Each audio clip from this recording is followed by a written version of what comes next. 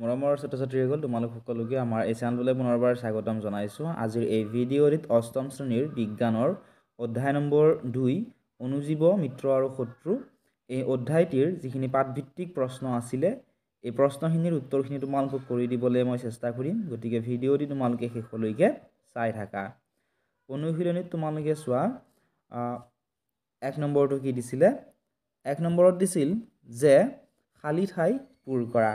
ইয়াতে তোমালোকে চোৱাচোন এইবিলাক খালী ঠাই দি থোৱা আছে, এই খালী ঠাইসমূহ তোমালোকক পূৰ কৰিবলৈ কৈছে। এতিয়া তোমালোকে চোৱা এই নম্বৰটো কি দিছে? এই নম্বৰ দিছে অনুজীৱবোৰ ডেছৰ সহায়ত দেখা পোৱা যায়। এতিয়া এই যিবিলাক অনুজীৱ থাকে এই অনুজীৱবোৰ আমি কিহৰ সহায়ত দেখা পাওঁ? খালী ঠাইখিনি তোমালোকে লিখিবা যে অনুজীৱবোৰ অনুবীক্ষণ যন্ত্ৰৰ সহায়ত দেখা পোৱা যায়। কাৰণ যিবিলাক অনুজীৱ থাকে সেইবোৰ আমি খালী চকুৰে দেখা নাপাওঁ, অনুবীক্ষণ যন্ত্ৰৰ সহায়ত যদিহে চাওঁ তেতিয়াহে আমি দেখা পাম। 6 নম্বৰ প্ৰশ্নটো আছিল যে নীল সেউজ খেলায়ে বায়ুৰ পৰা পোনপটীয়াকৈ ডেছ গ্ৰহণ কৰি মাটিৰ উৰ্বৰা শক্তি বৃদ্ধি কৰে। এইবিলাক নীল সেউজ খেলাই আছে এইবিলাকে কি কৰে?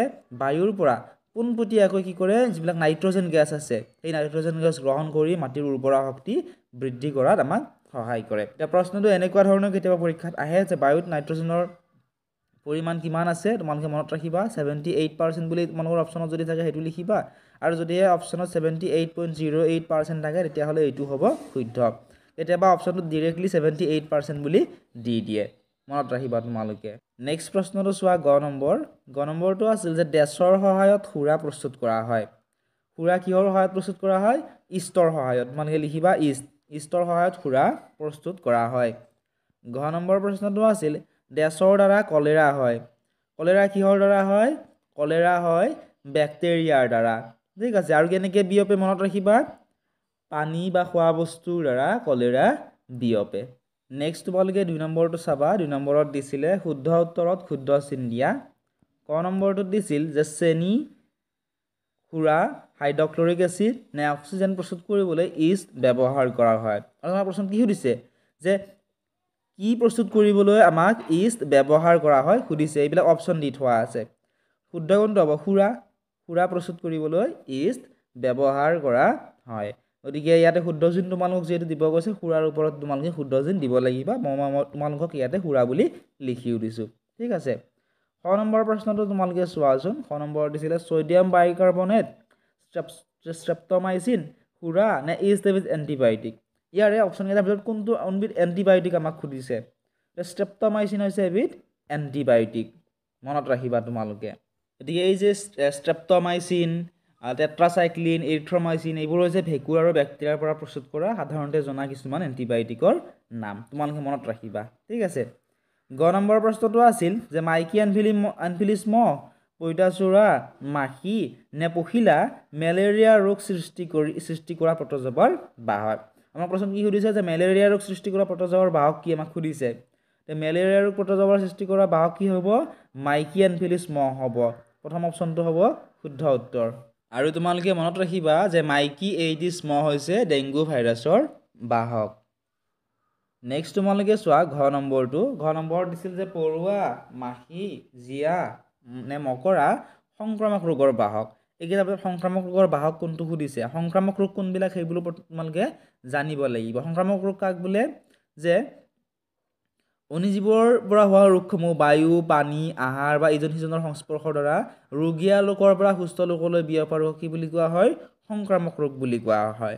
এতিয়া পৰুৱাই জানো ৰোগীয়া ৰোগৰ পৰা আমাৰ দেহলৈ ৰোগ বিয়পাব পাৰিব? নোৱাৰে। জীয়াই পাৰিব জানো? নোৱাৰে। মকৰাই পাৰিব জানো? নোৱাৰে। কিন্তু মাখিয়ে কিন্তু পাৰিব। গতিকে ইয়াৰে শুদ্ধ উত্তৰ কি হ'ব? মাখি হ'ব শুদ্ধ উত্তৰ।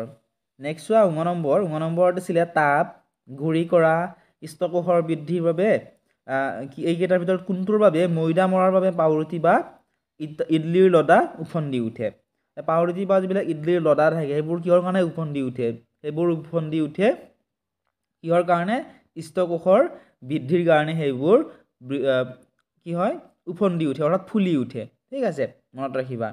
নেক্সট প্ৰথম 6 নম্বৰটো চোৱা। শৰ্কৰাৰ পৰা সুৰা প্ৰস্তুত হোৱা প্ৰক্ৰিয়াক নাইট্ৰজেন যৌগীকৰণ, সাজ নে কিম্বন সংক্ৰমণ বোলা হয়। শৰ্কৰাৰ পৰা যদি সুৰা প্ৰস্তুত কৰা প্ৰক্ৰিয়া আছে সেই প্ৰক্ৰিয়াটো কি বুলি কোৱা হয়? কিম্বন বুলি কোৱা হয়। এইটো হ'ব শুদ্ধ উত্তৰ তোমালোকে মনত ৰাখিবা নেক্সট চোৱা তোমালোকে 3 নম্বৰটো কি দিছে 3 নম্বৰত দিছিল যে এই অংশত থকা অনুজীৱবোৰক বি অংশৰ ক্ৰিয়াৰ লগত মিলাবলৈ দিছে ঠিক আছে এতিয়া চোৱা এই অংশত যিবিলাক অনুজীৱবোৰ দি চোৱা আছে যেনে প্ৰথমতে দিছে চোৱা কি দিছে 1 নম্বৰত দিছিলে ব্যাকটেৰিয়া ব্যাকটেৰিয়াৰ পৰা কি হয় ব্যাকটেৰিয়াৰ পৰা হয় কলেৰা ৰোগ ঠিক আছে গতিকে এইটো কোনটোৰ লগত মিলিব কলেৰা ৰোগৰ লগত এইটো মিলিব এতিয়া নেক্সট চোৱা 2 নম্বৰটো ৰাইজোবিয়াম কি হয় নাইট্ৰজেন যৌগীকৰণ ঠিক আছে নাইট্ৰজেন যৌগীকৰণ হ'ব শুদ্ধ উত্তৰ এইটোৰ লগত মিলি গ'ল এতিয়া নেক্সটটো তোমালোকে চোৱা 3 নম্বৰটো লেক্টোবেচিলাছ তোমালোকে জানাই দৈ প্ৰস্তুত কৰাত গতিকে এইটো মিলিব দৈ প্ৰস্তুত কৰাৰ লগত 2 নম্বৰটোৰ লগত 4 নম্বৰত দিছিলে ইষ্টটো কিহৰ লগত মিলিব পাউৰুটি প্ৰস্তুতকৰণত ইষ্ট ব্যৱহাৰ হয় লতাটো উফন্দি উঠিবৰ কাৰণে গতিকে এইটোৰ লগত মিলি গ'ল নেক্সটটো তোমালোকে চোৱা প্ৰটোজোৱা 5 নম্বৰটো প্ৰটোজোৱা কি হ'ব প্ৰটোজোৱাৰ পৰা মেলেৰিয়া ৰোগ সৃষ্টি হয় গতিকে মেলেৰিয়া ৰোগ সৃষ্টিত হ'ব তাৰপিছত দিয়া আছিলে 6 নম্বৰত ভাইৰাছ দিয়া আছিলে ভাইৰাছটো কোনটোৰ লগত মিলিব ভাইৰাছটোৰ পৰা কি হয় এইচ ৰোগ সৃষ্টি হয় গতিকে এইটোৰ লগত মিলি যাব আৰু এইটো ৰৈ যাব ঠিক আছে গতিকে এইখিনি তোমালোকে ধুনীয়াকৈ লিখি ল'বা বা মিলাই ল'বা কিতাপখনত এনেকুৱা ধৰণে আশা কৰিছোঁ তোমালোকে বুজি পাইছা এতিয়া চোৱা তোমালোকে 4 নম্বৰ প্ৰশ্নটো 4 নম্বৰত দিছিল যে অনুজীৱবোৰ খালী চকুৰে দেখা পোৱা যায়নে সিহঁতক কেনেকৈ দেখা পাব পাৰি এতিয়া আমি জানো যে সাধাৰণতে চকুৰে মনিব নোৱাৰা আন কিছুমান জীৱ আমাৰ চাৰিওফালে আছে সেইবোৰক কি বুলি কোৱা হয় অনুজীৱ বা ইংৰাজীত মাইক্ৰ অৰ্গানিজম বুলি কোৱা হয় গতিকে সেই অনুজীৱবোৰ আমি খালী চকুৰে দেখা নাপাওঁ বা দেখা পোৱা নাযায় বুলি লিখিবা আৰু সুধিছে যে সিহঁতক কেনেকৈ দেখা পাব পাৰি যদি আমি খালী চকুৰে দেখা নাপাওঁ সিহঁতক আমি কেনেকৈ দেখা পাব পাৰোঁ সিহঁতক যদি আমি অনুবীক্ষণ যন্ত্ৰৰ দ্বাৰা যাওঁ তেতিয়া আমি দেখা পাম যে অনুবীক্ষণ যন্ত্ৰ তোমালোকৰ ঘৰত নিশ্চয় নাই তোমালোকৰ হাইস্কুলবিলাকত তোমালোকে সুধিবা তোমালোকৰ সন্মানীয় ছাৰ বাইদেউসকলক তেওঁলোকে তোমালোকক অনুবীক্ষণ যন্ত্ৰ কি হয় তোমালোক দেখুৱাই দিব বা সেই অনুবীক্ষণ যন্ত্ৰৰ দ্বাৰা কেনেকৈ চাব পাৰি তোমালোকক শিকাইও দিব ঠিক আছে তোমালোকৰ সন্মানীয় ছাৰ বাইদেউসকলক ইয়াৰ বিষয়ে সুধি ল'বা 5 নম্বৰটো দিছিলে অনুজীৱৰ ডাঙৰ ভাগবোৰ কি অনুজীৱৰ ডাঙৰ ভাগবোৰ কি আছিলে অনুজীৱৰ আমি 4টা ভাগ পাইছিলোঁ মনত কৰাচোন সেই 4টা ভাগ অনুজীৱৰ ভাগ কিমানটা আছিলে তোমালোকে মনত কৰা অনুজীৱৰ ভাগ আছিলে কিমানটা অনুজীৱৰ 4টা ভাগ আছিলে সেই ভাগকেইটা কি আছিলে এটা আছিলে ব্যাকটেৰিয়া এটা আছিলে ভেঁকুৰ এটা আছিলে প্ৰটোজোৱা আৰু আনটো আছিলে শেলাই পৰীক্ষাত কেতিয়াবা এইটো কুৱেশ্যনো আহে যে অনুজীৱৰ ভাগকেইটা আৰু কি লিখা অনুজীৱৰ ভাগ হৈছে তোমাদেৰ মনত ৰাখিবা 4টা এইকেইটা আছে ব্যাকটেৰিয়া ভেঁকুৰ প্ৰটোজোৱা আৰু শেলাই এতিয়া চোৱা তোমালোকে 6 নম্বৰ প্ৰশ্নটো 6 নম্বৰত আছিল যে মাটিত বায়ুমণ্ডলীয় নাইট্ৰজেন যৌগীকৰণ কৰিব পৰা অনুজীৱসমূহৰ নাম কোৱা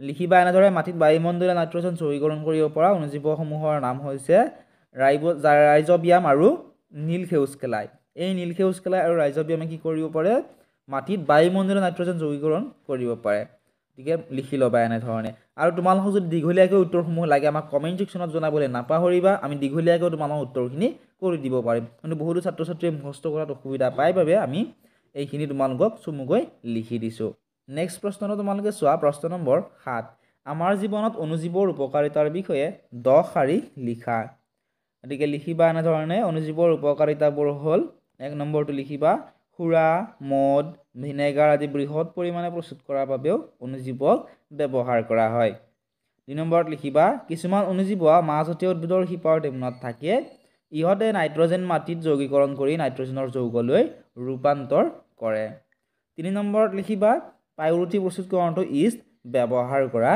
হয় 4 নম্বৰত লিখিবা মৃত দুৰ্বল অনুজীৱবোৰ প্ৰতিষেধক চিটা প্ৰস্তুতকৰণত ব্যৱহাৰ কৰা হয় 5 নম্বৰত লিখিবা লেক্টোবেচিলাছ অনুজীৱই গাখীৰক দৈ হোৱাত সহায় কৰে 6 নম্বৰত লিখিবা চিজ আচাৰ আৰু বিভিন্ন খাদ্য সামগ্ৰী প্ৰস্তুতকৰণতো বেক্টেৰিয়া ব্যৱহৃত হয় 7 নম্বৰটো লিখিবা কিছুমান বিশেষ অনুজীৱৰ দ্বাৰা এন্টিবায়টিকো প্ৰস্তুত কৰা হয় যিবিলাক আমি বেমাৰ হ'লে আমাক ডক্টৰে আমাক খাবলৈ পৰামৰ্শ দিয়ে 8 নম্বৰটো লিখিবা পৰিৱেশ চাফা কৰি ৰখাত অনুজীৱই সহায় কৰে 9 নম্বৰটো লিখিবা উদ্ভিদৰ বিভিন্ন ৰোগ প্ৰতিৰোধ কৰিবলৈ ইয়াক ব্যৱহাৰ কৰা হয় 10 নম্বৰটো লিখিবা অনুজীৱৰ পৰা প্ৰতিষেধক চিটা বা টিকা প্ৰস্তুত কৰা হয় ঠিক আছে এনেধৰণে তোমালোকে লিখি ল'বা আৰু ভিডিঅ'সমূহ চাই যদি তোমালোকে ভাল পোৱা বা উপকৃত হোৱা বুলি ভাবা ভিডিঅ'টো লাইক কৰি দিয়াৰ লগতে তোমালোকে কোনখন ডিষ্ট্ৰিক্টৰ পৰা ভিডিঅ'সমূহ চাই আছে আমাক কমেণ্ট ছেকশ্যনত জনাবলৈ নাপাহৰিবা লগতে আমাৰ মোবাইল এপটো তোমালোকে ডাউনলোড কৰি ল'বা সকলোবোৰ লিংক তোমালোকে ডেছক্ৰিপশ্যনতে পাই যাবা এতিয়া চোৱা তোমালোকে 8 নম্বৰ প্ৰশ্নটো আছিল যে অনুজীৱৰ অপকাৰিতাৰ বিষয়ে চমুকৈ লিখা অনুজীৱৰ কি কৈছে এবাৰ অপকাৰিতাৰ বিষয়ে লিখিব যে অনুজীৱবোৰৰ পৰা আমাৰ কি উপকাৰ হয় লিখিবা এনেধৰণে অনুজীৱসমূহে বিভিন্ন ধৰণে অনিষ্ট সাধন কৰিব পাৰে কিছুমান অনুজীৱই মানুহ উদ্ভিদ আৰু প্ৰাণীৰ দেহত ৰোগৰ সৃষ্টি কৰে অনুজীৱৰ যেনেকুৱা উপকাৰিতা আছে ঠিক তেনেধৰণে অপকাৰিতাও আছে অনুজীৱবোৰে আমাৰ মানুহৰ দেহত বা জীৱ জন্তুৰ দেহত কি কৰিব পাৰে বা উদ্ভিদৰ দেহতো সিহঁতে ৰোগ সৃষ্টি কৰিব পাৰে কিছুমান অনুজীৱই খাদ্যবস্তু বস্ত্ৰ আৰু চামৰা নষ্ট কৰে কেতিয়াবা চাবাচোন কাপোৰবিলাক নষ্ট হৈ যায় সেইবিলাক কিহৰ কাৰণে হয় অনুজীৱৰ কাৰণে হয় খাদ্যবস্তু কিছুমান চাবাচোন দুদিনমান তোমালোকে যদি থৈ দিয়া সেইখিনি লাহে লাহে বেয়া হৈ বা নষ্ট হৈ যাবলৈ ধৰে ৰোগকাৰী অনুজীৱসমূহ উশাহৰ লগত খোৱা পানীৰ লগত বা আমি খোৱা আহাৰৰ লগত আমাৰ দেহত প্ৰৱেশ কৰে আমি যদি বায়ুমণ্ডলৰ পৰা আমি উশাহ লওঁ অক্সিজেন গেছ যেতিয়া আমি লওঁ সেই উশাহটো কি হয় যেনে ধৰা আমি হাঁচি মাৰি দিয়াৰ লগে লগে কি হয় এই তাত থকা সেই মানুহজনৰ যিখিনি বীজাণু আছিলে সেইখিনি কি হয়